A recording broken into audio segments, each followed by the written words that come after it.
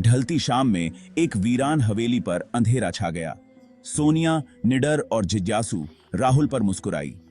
राहुल पीला और झिझकता हुआ अपना बैग पकड़े हुए था। Double dare? सोनिया ने उस जर्जर इमारत की ओर इशारा करते हुए मुस्कुराई। राहुल हकलाया। उसकी आवाज में डर साफ झलक रहा था। लेकिन सोनिया, यह तो भूतिया है। सोनिया ने आंखें मूंद ली और हवेली की ओर बढ़ने लगी। डर गया राहुल? उसने ताना मारा। उसकी आवाज शांति में गूंज उठी। राहुल, उसका दिल लाउडरली से धड़क रहा था, अनिच्छा से पीछा किया। जैसे जैसे वे हवेली के पास पहुंचे, हवा ठंडी हैपनिंगती गई। राहुल की रीढ़ की हड्डी में कंपकपी दौड़ गई। सोनिया बेफिक्र बड़े ओक के दरवाजे की ओर बढ़ी। उसकी आंखों में एक शरारती चमक थी। घोखते हैं, इसमें क्या राज छुपे हैं? उसने फुसफुसाते हुए भारी लकड़ी को धक्का दिया। दरवाजा चरमराहट के साथ खुला, जिससे कई सालों से बंद पड़ी उस जगह की एक अजीब सी गंध निकली। अंदर मध्यम रोशनी में साए नाच रहे थे। धूल फिलिंगी जमीन पर लंबी ऊंघादों एक्सपैंडेड आते हुए। राहुल हिचकिचाया, उसका गला रुंध गया। सोनिया वेशा की तरह निडर अंदर कदम रखा। गोखा, फिरने की कोई बात नहीं है, उसने कहा। उसकी आवाज विशाल हॉल में गूंज उठी। राहुल सावधानी से पीछा किया। उसकी आंखें घबराहट से इधर उधर भाग रही थीं। हर तरफ मकड़ी के गोइंगले लगे हुए थे और फर्श पर उनके कदमों की आवाज के अलावा और कोई आवाज नहीं थी। अचानक हुई आवाज से राहुल कूद पड़ा। वह स्रोत की तलाश में इधर उधर घूमने लगा। वह क्या था? उसने फुसफुसाते हुए कहा। उसकी आवाज डर के मारे कसी हुई थी। सोनिया ने बेफिक्री से सिर्फ अपने कंधे उचका दिए। शायद कोई चूहा हैपनिंगा, उसने कहा। उसका लहजा लापरवाह था। वे हवेली में और अंदर चले गए। हर कमरा एक भयानक सन्नाटे में डूबा हुआ था। हवा भारी हो गई, जिससे सांस टेकना मुश्किल हो गया। राहुल का डर और भी बढ़ गया, जो उसे ठंडे नम कंबल की तरह लपेटे हुए था।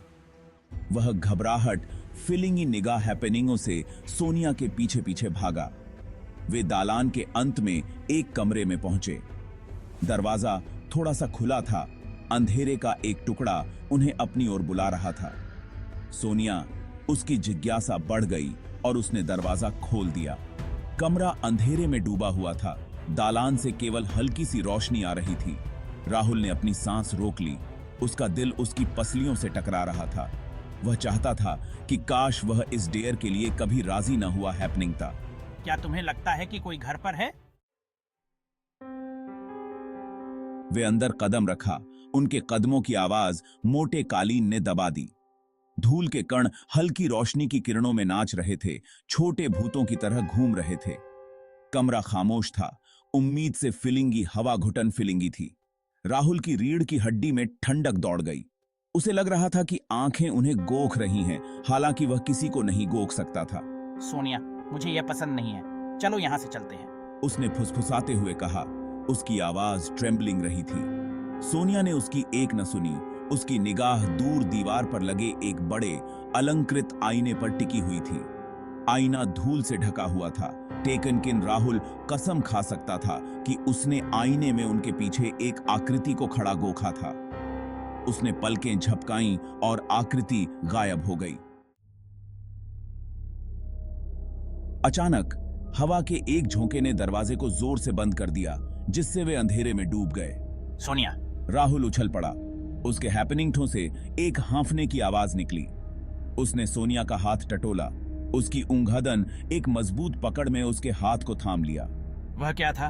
एक धीमी फुसफुसाहट कमरे में इकोती हुई सी लगी, जिससे राहुल की रीढ़ की हड्डी में ठंडक दौड़ गई। वह वर्ड्सों को समझ नहीं पा रहा था। टेकनकिन आवाज ने उसकी रीढ़ की हड्डी में कंपी भेज दी। ये सिर्फ हवा है राहुल। सोनिया ने उसका हाथ सफोकेटिंग व डाउन कर हार्ट आसा दिया। टेकनकिन अब वह भी अनिश्चित लग रही थी। उसकी आवाज में डर का एक संकेत था। राहुल को यौफन नहीं हुआ। फुसफुसाहट हवा जैसी नहीं लगी थी। ऐसा लग रहा था जैसे कोई उन्हें गोख रहा हो। वे अंधेरे में ठोकर मारते हुए चले। उनके हाथ एक्सपैंडेड हुए थे, दरवाजे की तलाश में। राहुल का दिल उसके सीने में धड़क रहा था। उसकी सांस तेज और घबराहट फिलेंगी थी। वह बस इस घर से, इस कमरे से, इस दुस्वप्न से बाहर निकलना चाहता था। कमरे में ठंडी हवा चली, दालान से रोशनी गायब हो गई। वे पूरी तरह से अंधेरे में डूब गए। सड़न और किसी और चीज की गंध से हवा भारी थी। कुछ प्राचीन और बुरा। राहुल चिल्लाया। उसकी आवाज अंधेरे में गूंज उठी। उसने महसूस किया कि कमरे में उनके साथ कोई मौजूद है, कुछ ठंडा और खतरनाक। उसके गर्दन के पीछे के बाल खड़े हो गए। कौन है वहां?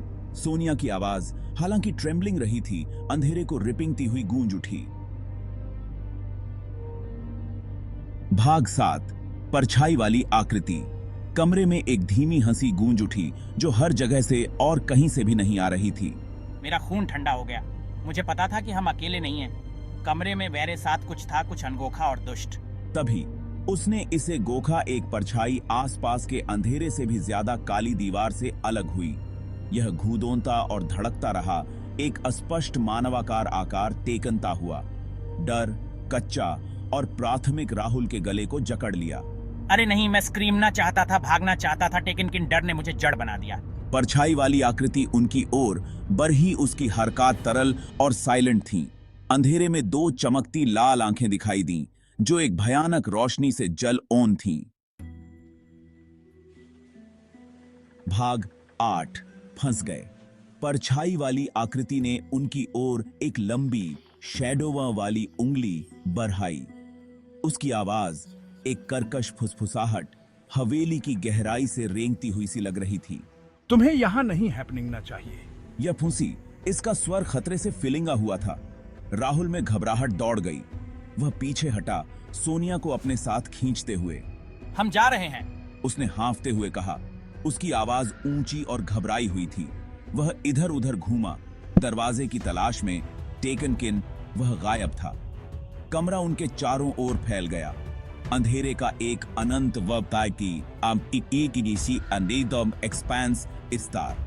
वे फंस गए थे। हंसी फिर से गूंज उठी। ऐसा लग रहा था जैसे वह उन पर सफोकेटिंग डाल रही हो, उन्हें दबा रही हो। राहुल ने अपने पेट में एक ठंडी दहशत को बसते हुए महसूस किया, भारी और अटल। वे शैडोयों में छिपी किसी भी चीज की दया पर थे। भाग 9। अंधेरे में हंसी। परछाई वाली आकृति करीब आई। उसकी लाल आंखें उन्हें घूर ओन थीं। उसकी हंसी उनके चारों ओर गूंज रही थी, पागलपन और द्वेष की एक ठंडी सिम्फनी। राहुल ने अपनी आंखें बंद कर लीं। वह उस प्राणी को गोखने के लिए मजबूर नहीं था। उसने महसूस किया कि सोनिया उसके बगल में ट्रेम्बलिंग रही है। उसकी पकड़ उसके हाथ पर और मजबूत हैपनिंग ती जा रही है। चिंता मत करो, हम ठीक करेंगे। हम उसके शब्द हंसी की एक ताजी लहर से कट गए, जो पहले से ज्यादा तेज और क्रूर थी। ऐसा लग रहा था जैसे हंसी राहुल की आत्मा को चीर रही हो, उसे आने वाले कयामत के एहसास से भर रही हो।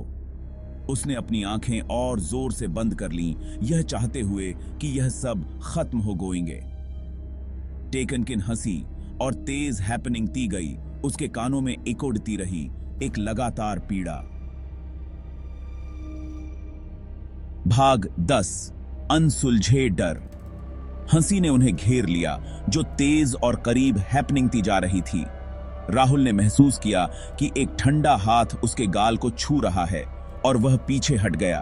उसकी चीख उसके गले में ही रह गई। उसने अपनी आंखें खोलीं। टेकनकिन अंधेरा पूरा था। वह कुछ नहीं गोख सकता था। टेकनकिन बर्फीली उंगलियों का एहसास उसकी त्वचा पर टिका हुआ था। हंसी गोइंगरी रही, अंधेरे में इकोड़ती रही। आने वाले आतंक का एक वादा। राहुल सोनिया के करीब आ गया। उसका दिल उसकी पसलियों से टकरा रहा था। वह नहीं गोइंगता था कि क्या हो रहा है।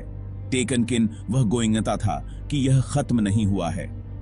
हवेली ने उन्हें अपने पंजे में ले लिया था और यह उन्हें गोइंगने नहीं दे रही थी। हंसी फीकी पड़ गई, जिसकी जगह एक अजीब सन्नाटा ने ले ली।